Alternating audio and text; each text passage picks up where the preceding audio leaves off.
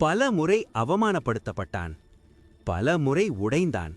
ஆனால் ஒரு நாளும் யாரிடமும் சொல்லவில்லை. நீ எதுக்கும் லாயக்கே இல்லை என்று உலகம் சொன்னபோது அவன் மௌனமாக தலைகுனிந்தான். வேலையில்லை, மரியாதை இல்லை, நம்பிக்கை கூட இல்லை. ஒரு மாலை முருகன் கோவிலில் வெறுமனே உட்கார்ந்திருந்தான். அவன் வேண்டவில்லை, அவன் அழவுமில்லை. அவன் கேட்ட ஒரே வார்த்தை, முருகா, நான் ஏன் இவ்வளவு வலிக்கணும்?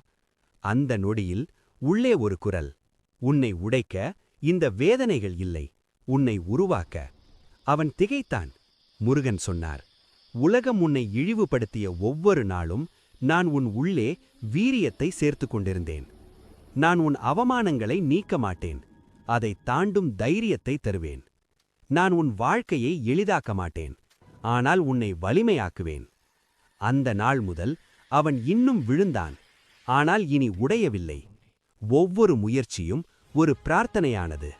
ஒவ்வொரு வியர்வையும் முருகனுக்கான அர்ச்சனையானது. நாட்கள் சென்றன. ஒரு நாள் அவனை அவமானப்படுத்திய அதே உலகம் அவனை மதித்தது.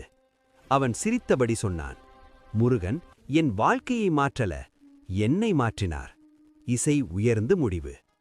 முருகன் இருக்கிறார், உன் கண்ணீரில் அல்ல, உன் தைரியத்தில். உங்களுக்கு முருகனை பிடிக்கும் என்றால் உங்களுக்கு மிகவும் பிடித்த நபருக்கு ஒரு ஷேர் செய்துவிடுங்கள். நல்லதே நடக்கும்.